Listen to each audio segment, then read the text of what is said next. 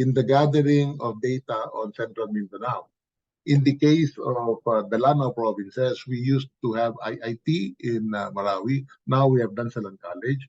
And then, of course, in the island provinces, our frontline partners, the Western Mindanao State University.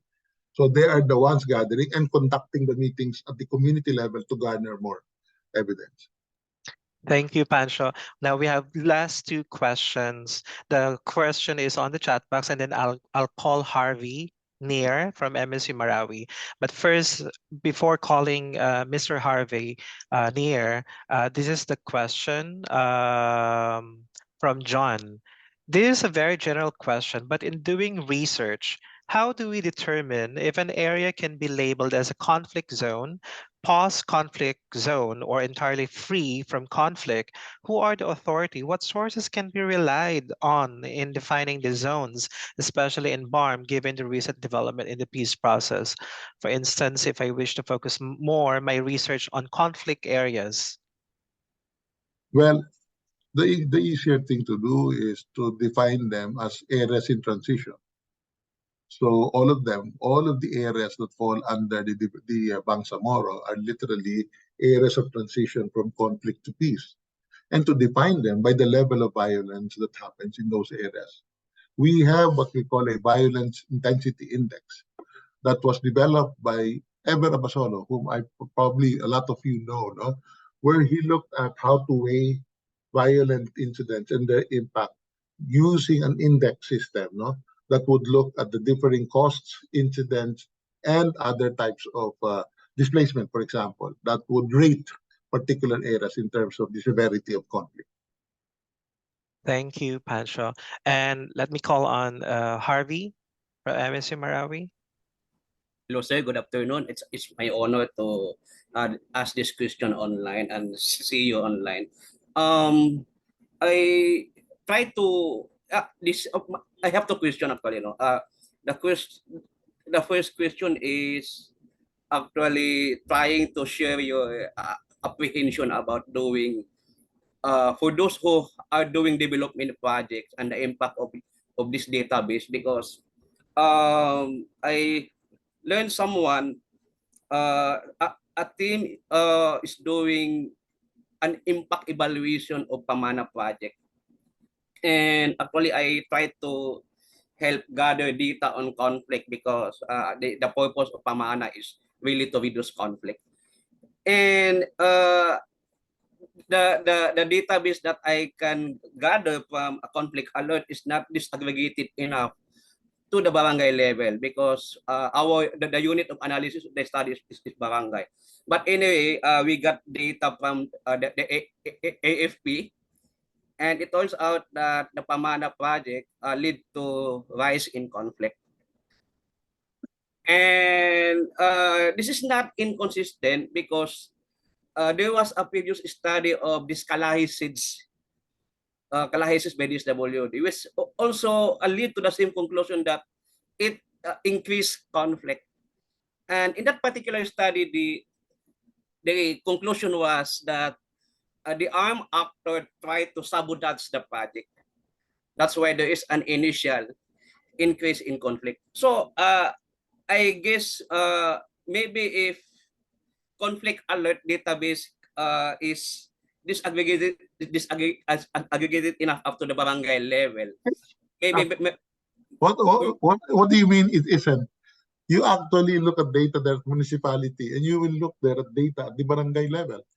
Yes, I tried to look that in your website maybe some months ago, but I cannot go down up to the barangay level. Yeah, it is actually, so you can find it. You know what you can do? I will give you later on an email. You can send there, and I will pass you on to our statisticians, and they will give you data on the barangay level. Thank you very much, sir.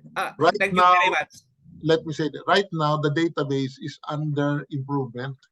Okay, so it's going to be open new by the first quarter of 2024. But this database is a regular source of downloading by people. And secondly, by the way, be careful. An association between, let's say, Kalahi seeds and violent conflict does not mean causality. You may find, for example, that, for example, you said that they found out, the military found out that it was the Kalahi seats that was causing the violence. Really? On what basis did they do? What sort of analysis did they do? There is probably an association, but that's the difference between a test of association and a test of causality.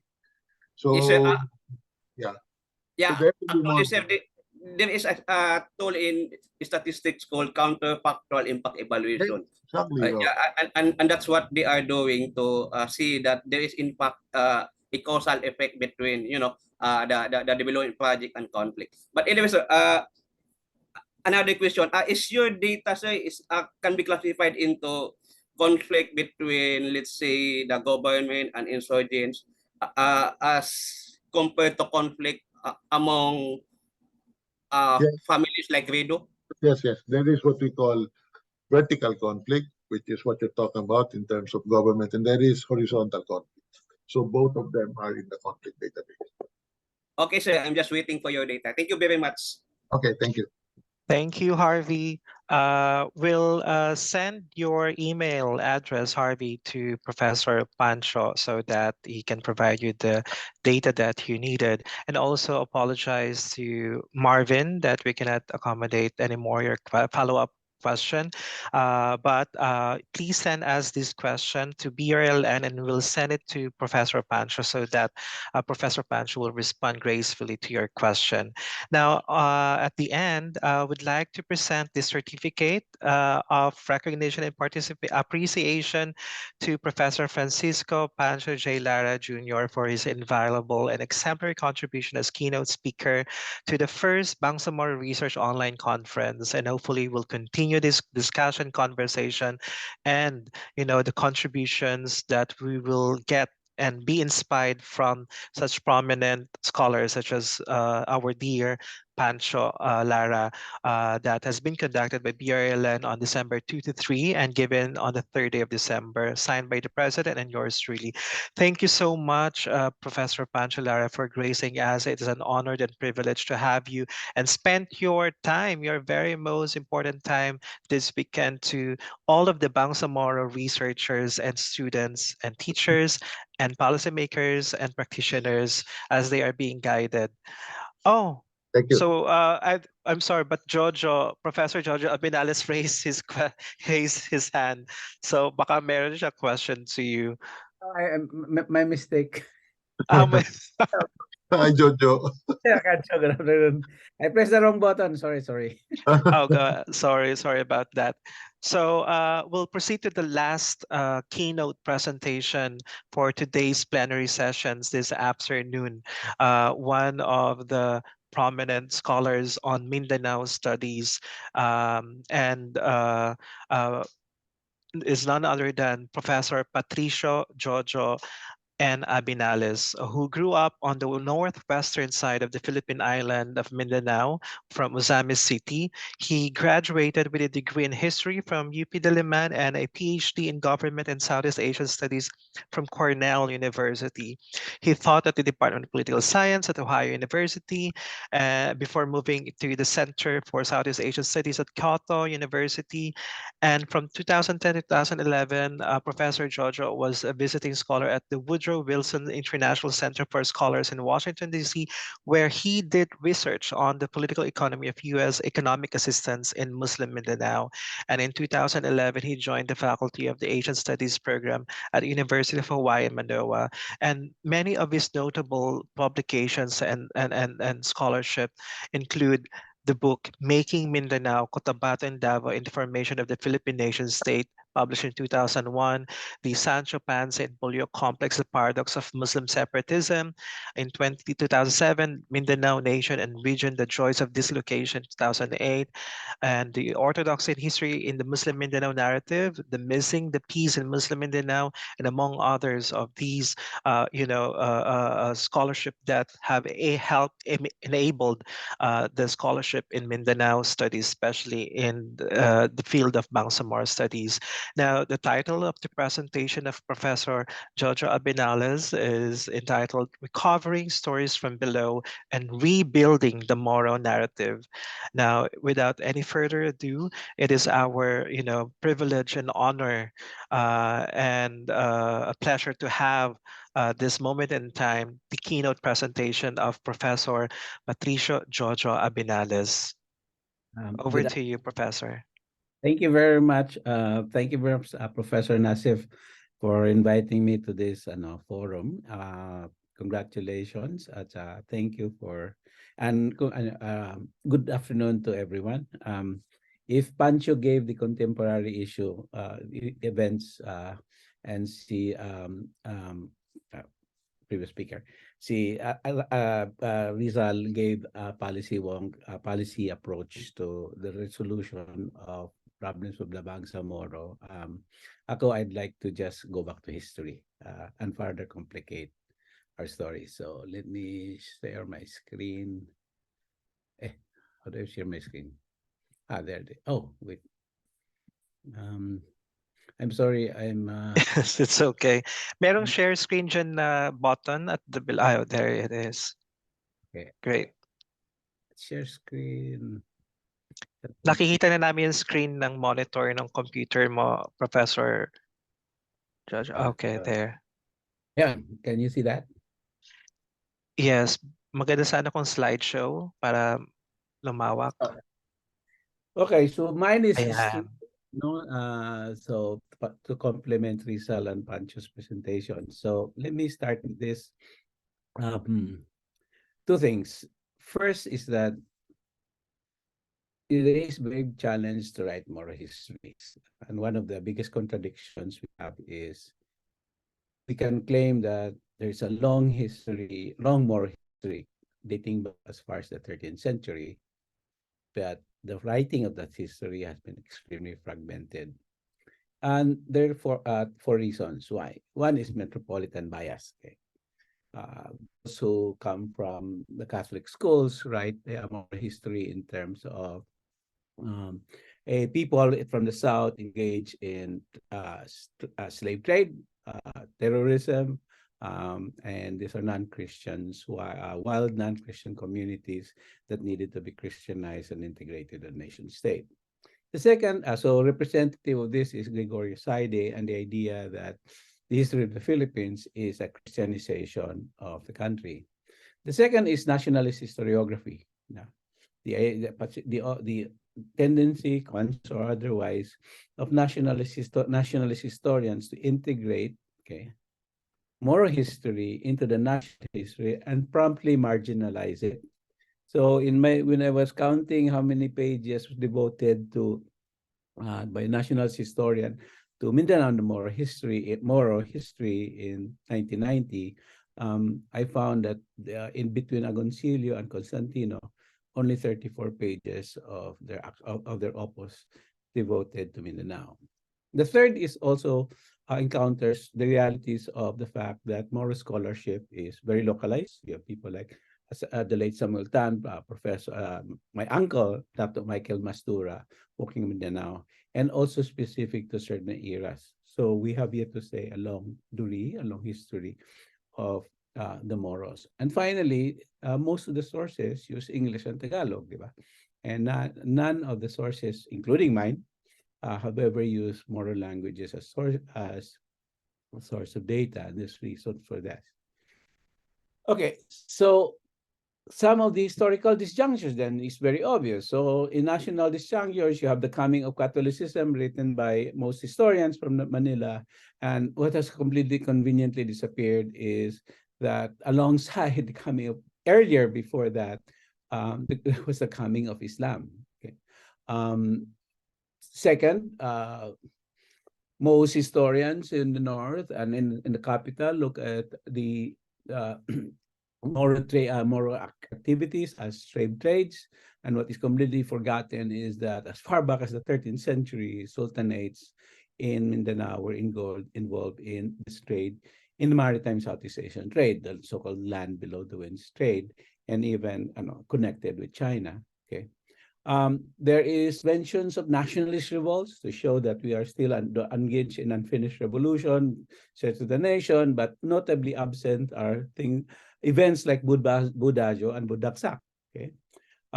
Finally, there's an idea that there was only one American colonial regime in the Philippines, when in fact there were two. So I argued in my book the first 10 years or 11 years of American colonial rule in Mindanao was run by the army, and it had a significant impact in the way Moro Mindanao then evolved. There's only one Filipino elite. Now there's several Filipino elites, and in national in many media presentations, Mindanao is seen as the land of promise, but hardly is it anything written on how this land of promise had marginalized indigenous communities and Moros. There is, of course, today, with the rise of BBM to power, there's this nostalgia over the anti-dictatorship movement and how people fought back in the name of democracy. What is notably absent is the 1975 Moro Rebellion of the MNLF, which had a profound effect on the way the Marcos dictatorship was consolidated.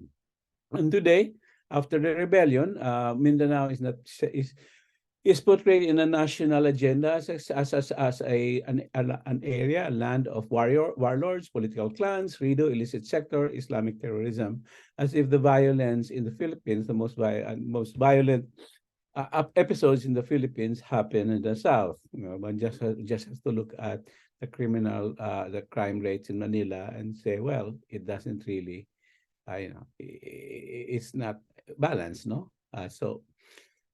And why is this like this? And I think something to do with, I say, the gradual and steady shrinking of the Moro world.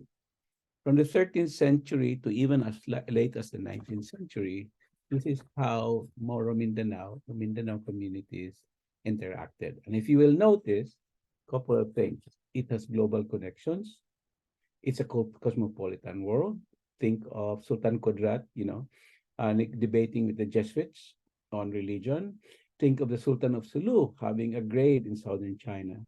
What has yet to be studied by historians is how far did Muslim sultanates trade eastward, given that in the 15th century, actually China, the General Cheng of China already was familiar with what's happening in Africa.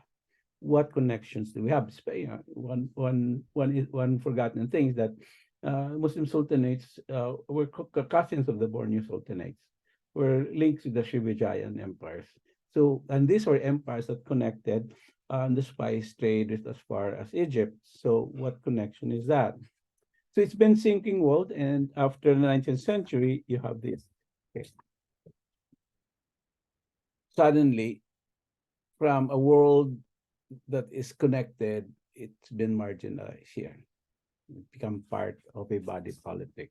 Okay. And a Moro province. But even that, the territorial integration of Mindanao has never been fully explained. So I came back to the description of the Moro province. And whatever trade that happened that was associated with the first period is now consigned to the category smuggling. And today, that island, the world has shrunk further. This world. So you have the end of Moro cosmopolitanism in favor of its localization. You can also see this in the way Muslim political leaders have evolved through time. You have the strong man in pre-colonial Southeast Asia and pre-Spanish Philippines. You have strong men that control different trading ports in maritime Southeast Asia, one of which were some of the some of the great datos and sultans into colonial big men who worked with and served the Americans into now Muslim political leaders. You also have this, as political leaders, Muslim leaders have evolved from being national politicians like Salibada Pindaton, rebels, Congress, and now it's representative of a much narrower district. You also have this, okay, and this is really interesting because there is anti-colonial resistance, but it's actually against the Philippine state. First the Americans, and then integration by the Americans, and then there was a national rebellion, not against the Americans, but the Filipinos. And therefore, it's again a rebellion of reasserting, a much narrower space. You have the possibilities of ISIS. Okay, ISIS can be shown as a terrorist group, but it also can be seen as an attempt by Muslim communities to renew those global connections. But my favorite is really this. Okay, in my new book, I sort of gave this imaginary description. Okay. So there's Baitan, who lives in Panglima, Sugala. He trades in iPhones, Blackberries from southern China, Malang from Indonesia, 51 Coffees from Malaysia, sells a digitized version of the famous Japanese pornographic film, Ichijo's Wet Last, 5 bullets from the Indonesian army, and then watches Indonesian drama, Love in Paris, and while in a television that she bought from a Filipino crewman of a Panamanian ship, expecting a text from her daughter that says, please na-bend mo ko na yung pera, pero he have to collect it in Tawi-Tawi. But then before he could cross Tawi-Tawi, he has to cross Panglima Sugala, go to Tawi-Tawi before 1 p.m. because everybody knows in Panglima Sugala that the currents change, and when the currents change, you'll end up in northern Indonesia. So what is weird here? What is weird here is that you have a Muslim woman who sells illegal goods, which is then illegal and a felon, a crime in the eyes of the Philippine state. She sells goods that actually come from a maritime network. Her mental world is Indonesia, Japan, Saudi Arabia, and also Northern Sulawesi. She's a Moro woman, and what is extremely absent in this phrase is Manila, is the Philippines. What is more interesting here is that world. So that is one of the things that has been, nobody has yet dealt with this and asked the question, how do you write Moro history, international history? And my argument is you cannot. Okay, ask questions later. It's aggravated by the fact that if you look at the studies on Moro communities, this was in 2003, Albert Alejo and people from Davao and Zamboanga, funded by Toyota, surveyed the kinds of Mindanao literature in Mindanao universities, and I found this. A couple of interesting things. Very few compared to, say, the study of Tagalogs and Visayans. But second is that it's very small. Okay. Majority of these are produced by institutions written outside of the Muslim Mindanao. The Maranaos and Tausogs are represented, but you see nothing about the Maguindanaos. Since 2003, kaya wala pa si Dato Mastura. Okay. Again, you see it in the dissertations. Okay. Again, majority are researched and written outside of Mindanao, all in English, diverse in topics. Okay. And the biggest number only in the last 2 decades. In fact, early 2000 and 1999. You have, I got a books, I listed the books in Ateneo, and these are the Ateneo University Press has sold, and these are so far, again, what's written, and fascinatingly, what is this possibility for us doing history of Moro Mindanao because of the number. There's a dramatic increase of research of books published in Mindanao. Absent is language, okay? Given the languages which are crucial in terms of, grammars and dictionaries are crucial in terms of creating a literary text. a way in which we talk to each other, in which we understand each other, in which way we define each other, and in a way how our languages evolve and improve. They're all dated. Okay, the latest is here. They're all written mainly by Summer Institute of Linguistics, University of Hawaii, 67, 86, 81, 1994. This means, therefore, if per generation there is a new, lingo like Gen Z, that's not included in the dictionary. Second thing, okay, there's nothing Arabic, there's nothing on colloquials, and these are not part of school curricula. Okay, not to mention the fact that these are academic dictionaries, not based on conversational and everyday life. So if this is the state of the way moral languages are being taught or published, not spread, then we have a bleak future. Okay. What is happening in Mindanao is that Visayan and Tagalog has become the lingua franca. Rarely, for example, I find my Maranao friends talking in Maranao, translating it to us. But preferably more comfortable in Tagalog. Okay.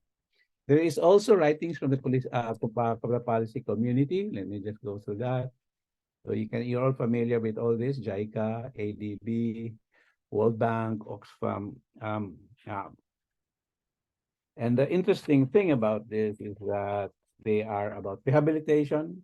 They're very contemporary and immediate, address immediate problems. The interest is very focused on economic and social, but very little on educational. And there's not very little effort in linking what they produce with what can be taught among communities in schools and elsewhere. They are intellectual, and none of them have ever been translated. Okay. So what do we do? What's the next step? I mean, the next step for me, at least as historian, is to write about the most important changer in post-war moral history, which is the Mindanao War. The current problem with the writing, so this is an interesting, this is the second conventional war that the Philippines underwent. The first one is World War II. It eroded and helped actually destabilize the Marcos dictatorship, but also displaced much of the Maro community. If you want to understand why the Maranaos are in Manila, that's it. Much of it is written from above. A biography of Norman Suarez, a portrait of the rebellion from above by Marites Vitog and Glenda Gloria. What we need to do is this. We need to write the story of that war in the way that our parents and grandparents wrote the story of World War II. Because that war was local, yes. The Maguindanaos, split Maguindanaos, Tausog, but it's also regional, okay? It was part of an Islamic resurgence, okay? Because, if you remember, the Iranian Revolution was part of it. It was also global. Some of the interviews I did of Moro MNLF veterans showed that they were not only fighting in Lumbatan, they gained their training from Libya. And some of them fought also developed their training not only within the battlefields, but also in Kota Kinabalu and in Kuala Lumpur. The problem is it's oral. Much of the story about the Moro rebellion is oral. Okay.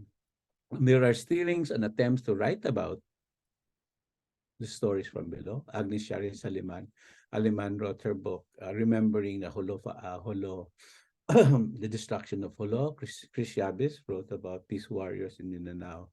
And both Yabis and Fanbena wrote about the Mindanao siege. We don't have any story of the memoirs of the war.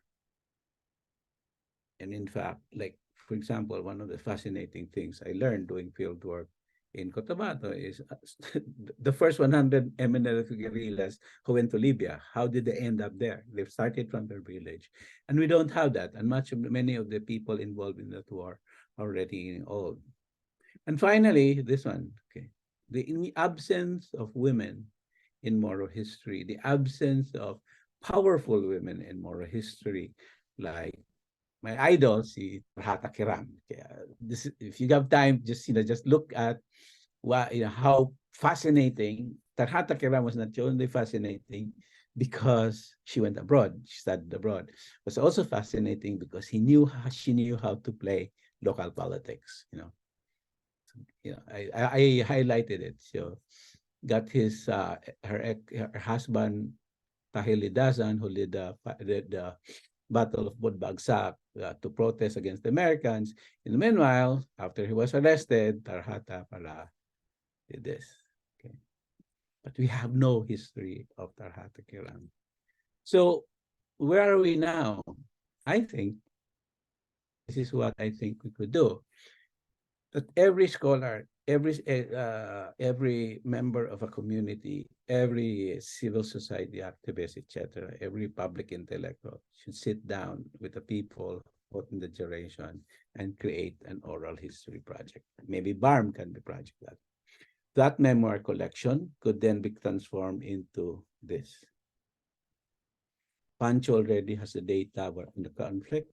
We can add more to that. Museums and monument projects are something that we could push along with this. I think BARM should push for a language program to preserve and watch and monitor the enrichment of Maranao, Tausug, Maguindanao languages, but also to engage in translation projects. To translate especially books written on Mindanao by non-Mindanaoans, but also by non-native speakers. Okay. And so therefore, all of this hopefully can lead to a new history. And what I would argue is the first step writing a Moro history in a long term has to start with the fact that Muslim Mindanao, in fact, Mindanao is Southeast Asian, not national. Then and only then, once we clarify this, we'll then be able to answer this question. To what extent is Mindanao part of the national narrative? And for me, we haven't reached that stage yet, because every time I ask somebody the question, what would Philippine history look like if you're standing in Tawi-Tawi and looking north?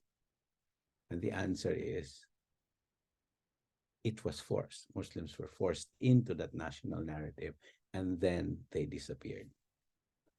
Thank you. Thank you. Thank you. Yun lang. Teka, saan na ba to? Stop share. Yun lang ang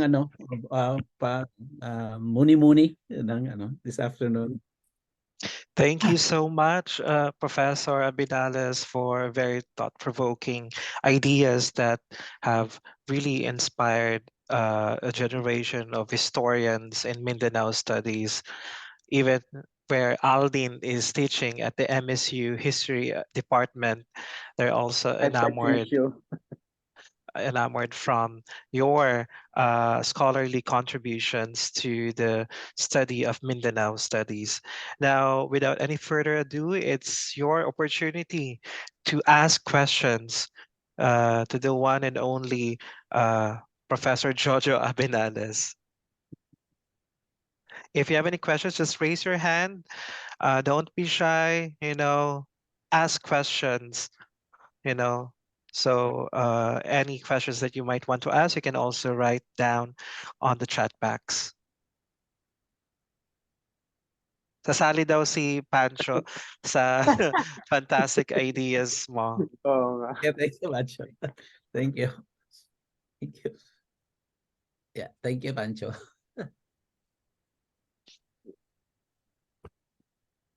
Yeah. How about the historians who are presently here? Any, questions that you might want to ask to Professor Abinales? Oh, no, a very uninteresting topic. No, it is actually interesting topic, but I prefer if from the audience kasi palag na naman tayo nakikita. So, give other chance to have to raise these questions. Can I ask a question? Yes, go ahead, Pancho. Joe, a couple of months ago, I think this Ateneo, no? Ateneo came out with Moro Warrior,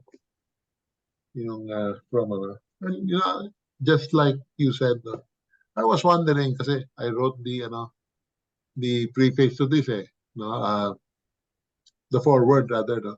I was wondering, itong kwentong ito, what would it look like if it had been written by the person he was talking about, no? Mismo. So, parang siguro kasi dito, parang he was discussing kung ano yung role ng mentor guardian, mas ganun, rather than, okay, so he was talking about the boy, but actually, he was talking about that. So, para bang you come out of reading it wanting more from the Yeah. person locally. Yeah. So, ganun yung nangyari. So, Yeah. anyway, so I'm just saying that, I think what you said was a very important project and, it should be started immediately. I mean, yeah, the other thing that Tom McKenna hasn't published yet, Hmm. that when he was doing his dissertation, he collected all these songs of the MNLF war. Okay. Now, Tom speaks fluent Maguindanao. So siya has a collection of, he sat down with his respondent, tapos ano ba yung revolutionary songs niyo sa MNLF? Okay. And so he has that, and it has to be translated because, if the people who sang them are probably in their 80s and their late 80s. Correct. Oh. Di ba? Oo. Forgotten. Ayan, baka pwede yan. Oo, baka pwede yan. Yeah. So that's one. The other one, of course, is here's one interesting thing kasi is that after the Americans left and Mindanao was politically integrated, the Philippine state did not create schools, di ba? Mm. Or if there's a budget for schools, ninakaw, di ba? So one Yeah. of the things that's disappeared, that's preserved, is itong history between Muslims and Americans, di ba? Si Michael Hawkins was in 2004 ba yun? He did his dissertation research sa Marawi. And the first thing the dato said, Hoy, didn't you promise us, this is 2004, didn't you Yeah. promise us that we will become the 51st state of the US?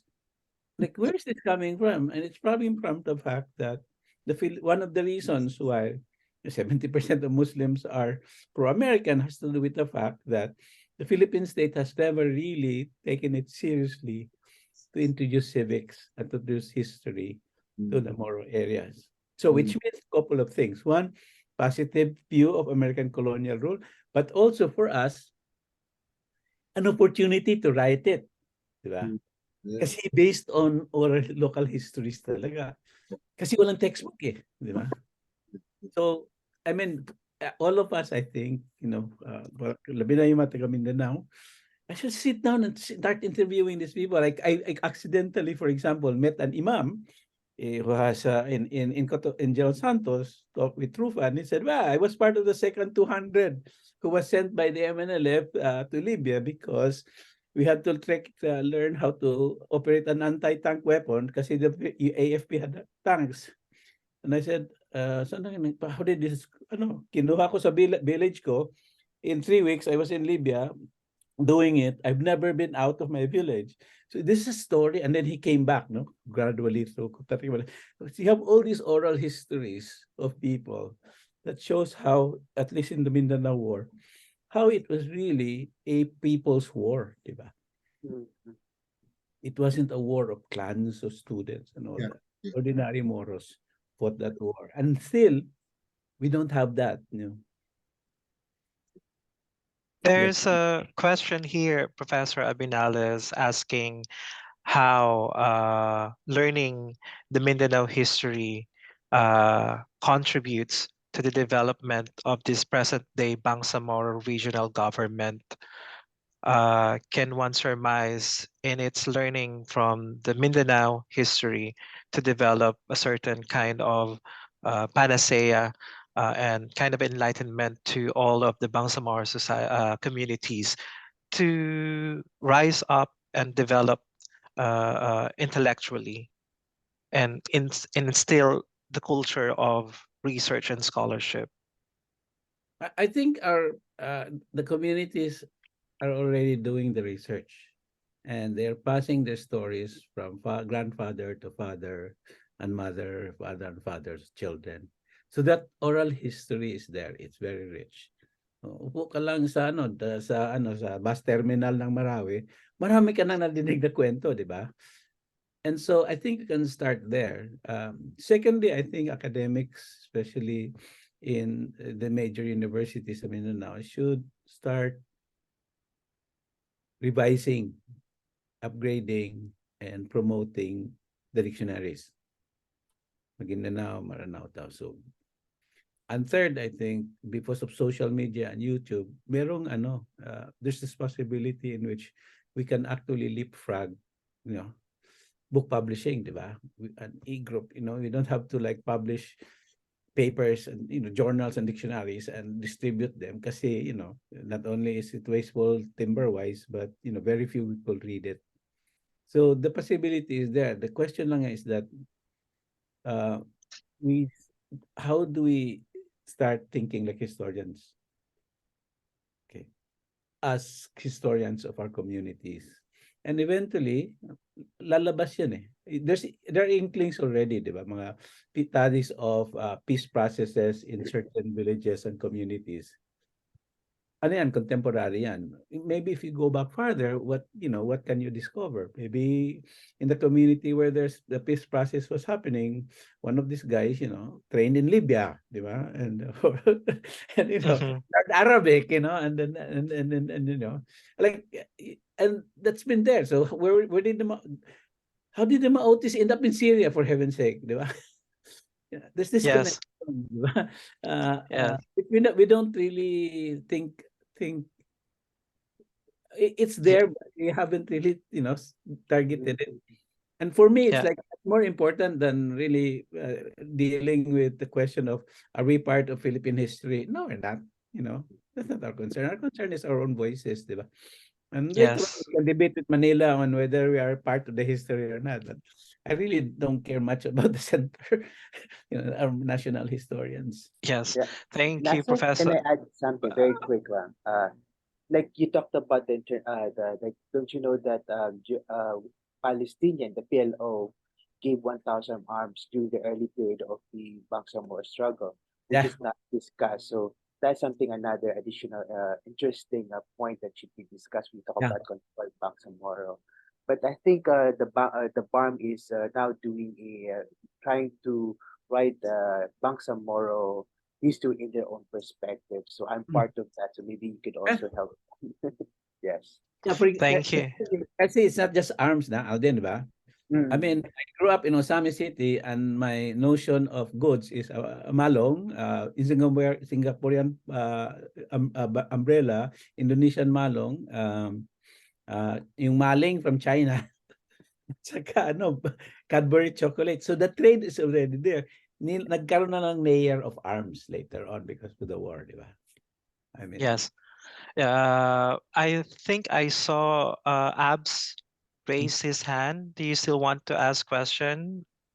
Abs, Abdul Wahid Taco. If not, I'll call Harvey, and then after Harvey, Alistair. Go ahead, Harvey. Hello, Doc. I think I was the one who raised I raised my hand a while ago. Go ahead, Harvey. Okay. Hi, Sir Jojo. Nice to see you again. I agree with Sir Pancho. No, that's a wonderful, fantastic idea. And for me, being a non-historian, I just want to ask, how can we contribute to your fantastic idea? You interview your neighbor tomorrow. You go see your, you teach at MSU, di ba, Marawi, Harvey? So, it's always the old guy. You go to the old guy and then start talking. And yes, sir. And if we can also expand your idea to non-Moro IP as well. Oh yeah, of course. And I think it's only Professor Rodel is doing that, but I don't think if he is non-Moro IP. Thank you, sir. Good luck. Yeah. I mean, you Thank can you. also include the soldiers, di ba? The people, our military who fought in 75. those are people who've never been to Mindanao, and Yeah. they were they parang Vietnam eh, yung mga yan. They have memories of the war, good and bad, that they haven't told the story yet.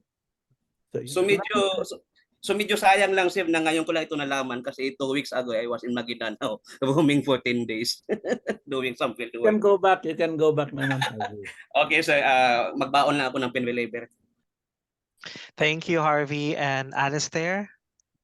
Hello po, magandang umaga po or magandang hapon. Ako po si Alas. I'm a doctoral student at Osaka University. Also, I'm not a historian, so I just want to ask this from your perspective regarding oral histories and anonymity of data, because has been my dilemma in processing like stories from the ground, because in some research ethics guidelines, especially for example here in Japan, they follow the Western standards that, oh, if you are interviewing vulnerable people, which includes people who experience conflict, you have to guarantee that they're anonymous, or you have to guarantee confidentiality. I mean, I'm just like wondering what are your insights about that, and how can we move forward from those nuances.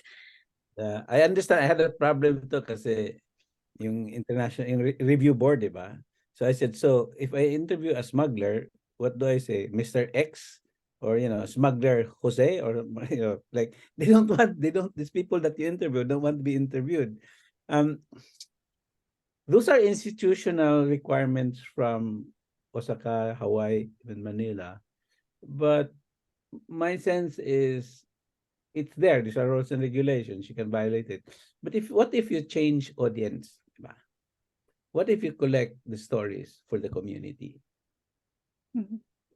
You're gonna write. I mean, we in early 2000 we interviewed a lot of veterans from the first quarter storm, and the way we were able to talk to them is that we interview you, and if you say, and this is not for you for our scholarship, this is for your children, this is for your grandchildren, and if you want us to share it, you give us the permission, but first and foremost, it's for your family and your community. So what if we do that? What if, kasi the rules are there na, di ba? They're so corny, they're so killjoy. And I was like, okay, these rules are intended for bureaucrats in these universities. They're not intended for communities. So what if you think of this way? And then, okay, return it to the local historian, local librarian, and say, ito yung database. With their permission, they can share it. Diba? So, and that's my attitude now. I don't really give rat's ass to institutions now. I'm old na eh. So, Thank I you. hope Thank it helps. you. I hope it helps. I hope it will not get you into trouble. Yeah, I mean, it's also like a dilemma, especially when it comes to dissertation, and then they have this forms of like, oh, you have to ask people to sign that before you interview them, that they consent to it, but most of our consent is oral. I mean, our culture is an oral, and this is something that's really hard to explain from like the conventional academic methodologies that we have right now. I think at the end of the day, you ask, who is my audience? Who am I writing for? And if you figure that out, you can find a way to. Maraming loopholes yung mga yan eh. You're very smart, you have a PhD, you can figure out the loopholes. But first and foremost, like, who am I writing for my works? Who am I'm conversing with? And if you're clear with that, then I think these legal loopholes, these legal regulations can be, transcended, skipped, diverted, and all that. Thank you, Sorry. sir. Yes. Thank you. And we'll just probably accommodate 2 to 3 questions. Randy is asking, what is your take about the state of the art of Mindanao or Bangsamoro studies?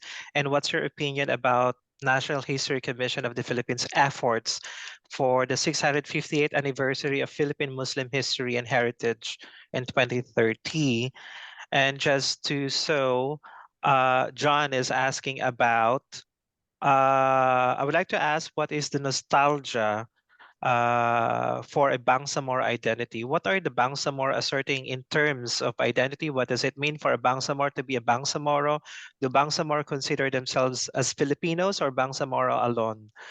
And also just wanted to tell this last question on the chat box. No, there's also one last two questions. But before you would like to answer that question? With Randy, that's a very big problem. It was part of the first Yeah. presentation. Moral history, 1975. How do you explain that war, di ba? Okay. Madugo yan. Yeah, if we stick to 13th century, where the first Islamic, the first mosque was set up, okay lang yun. But if you want to talk Muslim history, then you have to deal with the war. And will this government, will this state institution, the National Historical, accept that? Which means which also means if you want to confront the war, not talk to only leaders but people who fought in that war. So that's a big problem. Okay. Ano yung isa? Identity. Bangsamoro identity, yeah. It's a very complicated thing, di ba? What is the Bangsamoro identity? Most of the time is defined by Manila. This is you, di ba? This is you. You are like this. You live in this particular areas. This is what you do.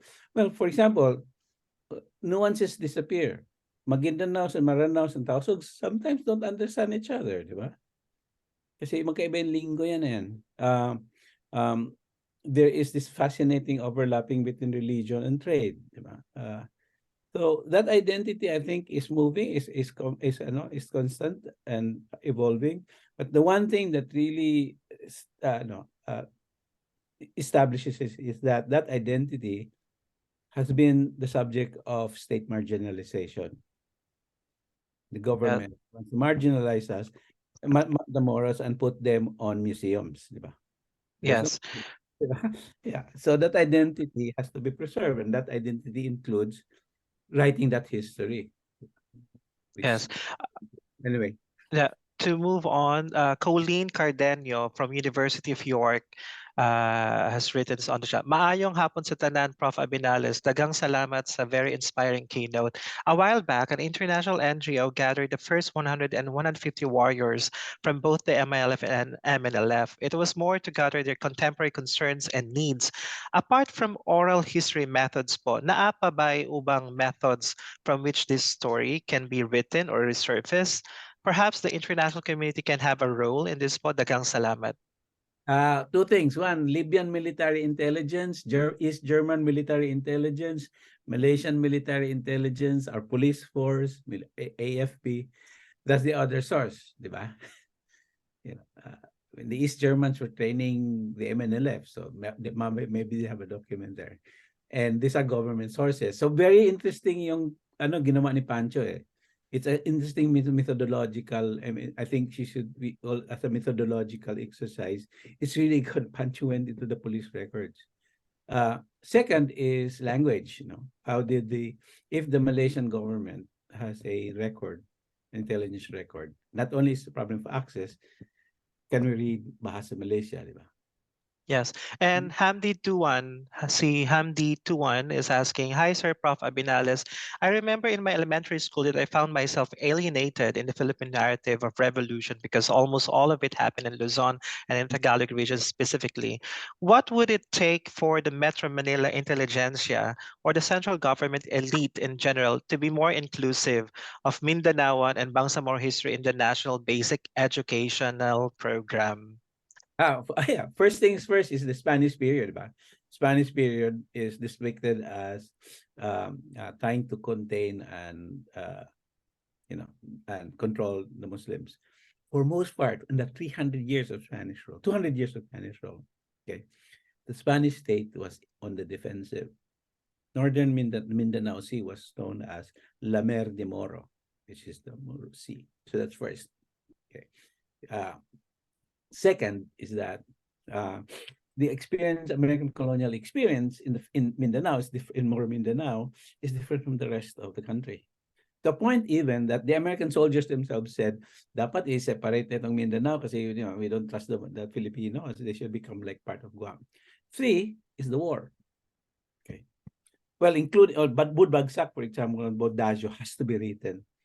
Okay, the history of that really violent episode has been written, and it's not even part of it. Yes. So the only way to do that, I think, is to just say, Pero, di ba, teka, di ba? And that then started the discussion. I always do that when I'm in Manila. I'm saying, teka, you're talking about this. How about this? Yes, we're trying to extend this because this is the only time that we can, have a dialogue and conversation with the great Professor Abinales. Because, Well, you because know, in here, I'm going home in January, so Okay, then well, yes, because good. he's now in Hawaii and Japan. giving us his time. Japan now in Japan. So He's just wanted to read this some text from the chat box from Sophila from MSU Maine. Maranao historians created books, but they were destroyed when Dansalan College Van Vector Hall burned down in 1970s. The Mamitua Saber Library burned down in 1990. So that was the only place that had books about Maranao people. After the incident, no more books were saved. As a result, only memories remain of Maranao history. So since Marawi has a poor internet connection, kaya hindi po sila naka-attend po dito. So I'm sure they will react on your presentation. And then Abdul Wahid Tokalo, hi sir, thanks for the inputs. What key elements or stories within the Bangsamoro narratives hold the most potential for fostering understanding and acceptance internationally? In what ways do you perceive the narratives of the Bangsamoro evolving differently within local and international arenas? And also from Datuali Abdullah, where did this Bangsamoro word came anyway? And I think this will be the last one before we put into closure our session. From Khalil Bugabong, recognizing the crucial role of language in the process of nation building and writing history, it becomes evident that the possession of a common language is pivotal as it serves as a unifying factor. In the context of BARM, where there exists a diverse social, political, and cultural landscape, addressing the challenge of linguistic diversity becomes imperative. Given this complex scenario, what potential solutions could be considered to overcome the linguistic predicament within the BARM context? Is it feasible to envision the establishment of a single unifying language that accommodates the diverse social, political, and cultural backgrounds of the Bangsamoro region? So thank you for all the questions, and we'll have the last word from our dear Professor Jojo Abinales. first is the language. There's no need for one single language. The smugglers in Holo speak 8 languages, di ba? Including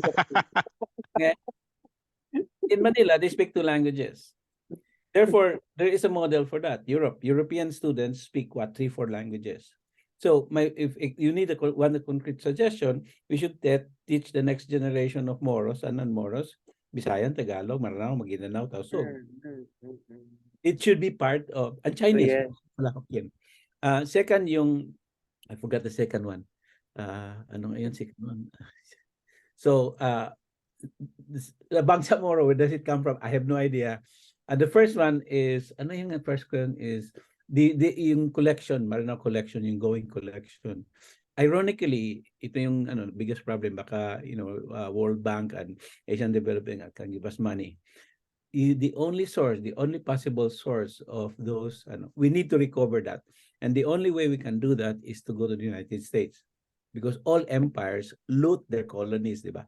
Not only man resources, but also think of the British and the London Museum. Bring back whatever document, whatever they have, back to their libraries and their archives. And I suspect a lot of the more Maranao history documents can be copied, duplicated in these American libraries. And that is, I think, probably the first thing that Maranao scholars need to do, which is say, teka, let's go to the US and see where they hid the documents and then rebuild the library. Yun. Thank you so much, Professor Abinales. Your words are really true. When I was in Oxford University, I went to these museums, these great museums of Oxford. I saw many of those, artifacts from Tawi-Tawi, from the Maguindanao, were displayed there. And I told them, where did you get this? It was actually looting from the British Empire of those, global South countries. So without any further ado, would like to present this certificate of appreciation, and hopefully to also to see you physically here next year in January, to Professor Patricia and Abinales for his invaluable and exemplary contribution as keynote speaker during the Bangsamoro Research Online Conference 2023, conducted by BRLN on December 2 and 3, and given on the third day of the December, signed by the President and yours truly. What a great way ahead to somehow suspend first our day one and will continue our day two, last day of the conference. I saw the picture of Professor Rufa Guiam on one of your presentations slides. So Professor Rufa Guiam will also present tomorrow.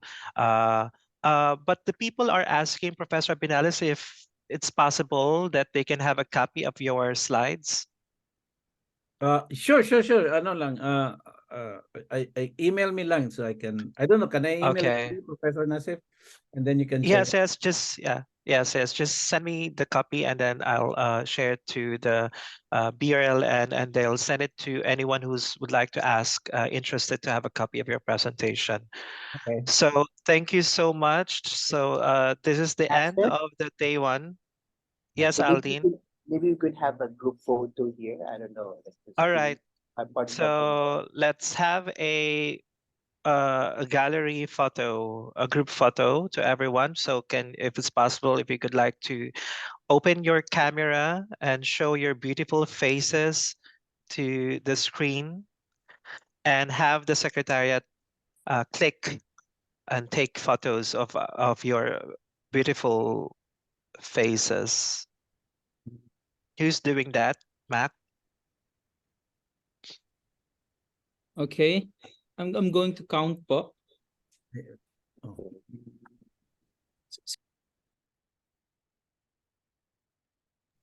Okay. Let's get ready po in 1, 2, 3. One more po. 1, 2, 3. Okay, thank you very much. Meron pa. Meron pa, no? Okay. Another pa. There are actually kind of four, yeah. Okay. Another one. Let's have another one. Nasa second na tayo. Okay, 1, 2, 3.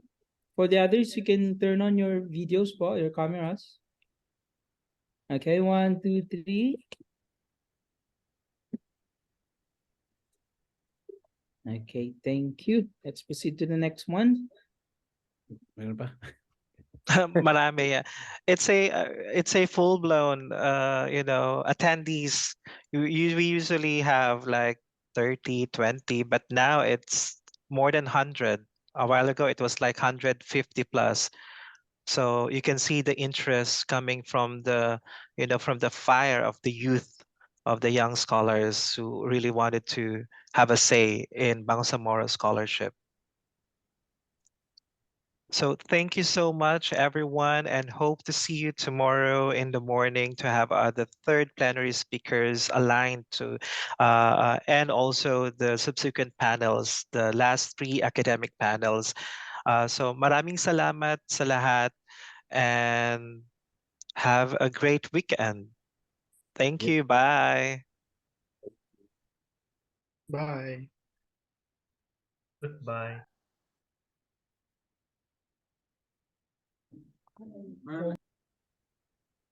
folks.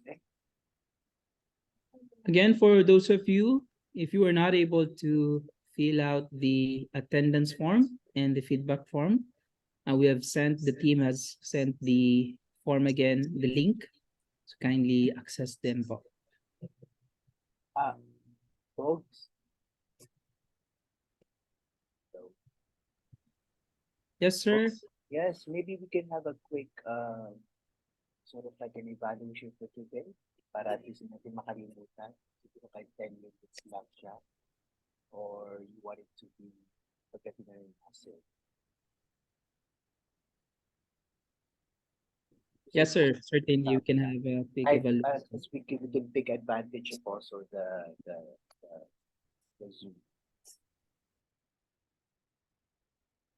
Or ask Ershan for this.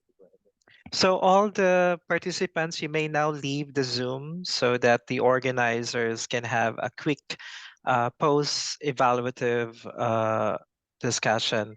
Thank you to all the participants. You may now leave the Zoom.